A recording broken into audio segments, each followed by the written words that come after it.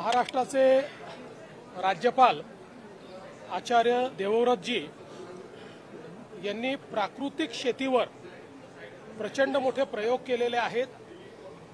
प्राकृतिक शेतीचे तज्ञ अशा प्रकारे त्यांच्याकडे पाहिलं जातं।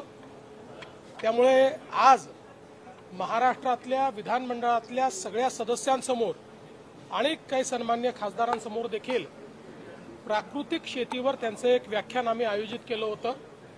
आत्ताच्या वातावरणातल्या बदलाचा जो शेतीवर परिणाम होतोय किंवा आज एक प्रकारे जी काही उत्पादकता कमी होते, लोकांचं लागत मूल्य किंवा उत्पादन खर्च वाढतो आहे, या सगळ्या गोष्टींवर उपाय म्हणजे प्राकृतिक शेती आहे। हे उदाहरणासहित पद्धतीसहित अतिशय सुंदर पद्धतीनं आचार्य देवव्रत साहेबांनी या ठिकाणी मांडलं आणि आता माननीय राज्यपालांच्या नेतृत्वामध्ये एक मोठं प्राकृतिक शेती मिशन हे महाराष्ट्रामध्ये आम्ही सुरू करतो, ज्यातनं शेतकऱ्यांचा उत्पादन खर्च कमी होईल, त्यांची उत्पादकता वाढेल, त्यांच्या जमिनीची क्षमता आणि कस वाढेल आणि त्यातनं शेती फायद्याची होईल, अशा प्रकारचा प्रयत्न आहे।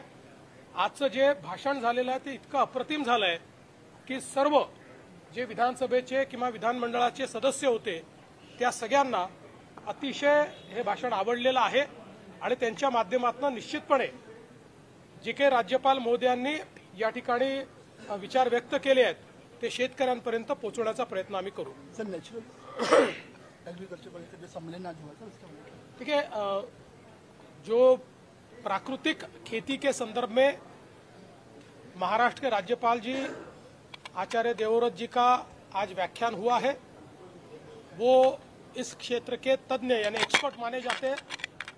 आज किसानों का लागत मूल्य बढ़ रहा है क्योंकि हम बहुत बड़े पैमाने पर रासायनिक खेती कर रहे हैं, उसको नेचुरल खेती की ओर कैसे ले जाए, हमारे जमीन की जो उर्वरा की क्षमता है उसको कैसे बढ़ाया जाए, हम ज्यादा उत्पादकता कैसे ले, ज्यादा प्रोडक्टिविटी हमारी कैसे बढ़ाए और कम खर्चे में उसको कैसे करें और नेचुरली कैसे करें, इस सारी चीजों के ऊपर बहुत सुंदर विचार उन्होंने हमारे सामने रखे।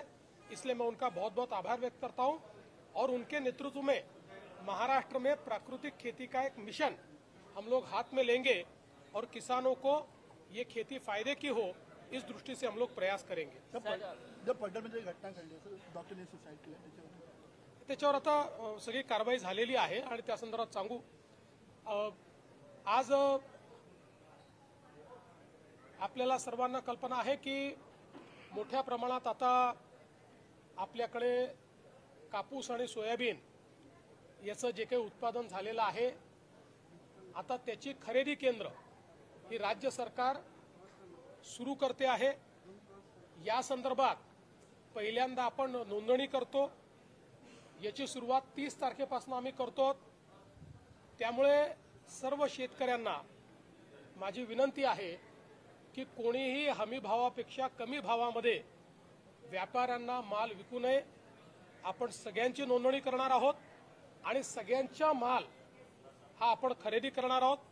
त्या संदर्भात नाफेड असेल, केंद्र सरकार असेल, आपला पणन विभाग असेल, सगळ्यांनी मिळून राज्यभरामध्ये मोठं जाळं खरेदी केंद्रांचं आपण तयार केलेलं आहे।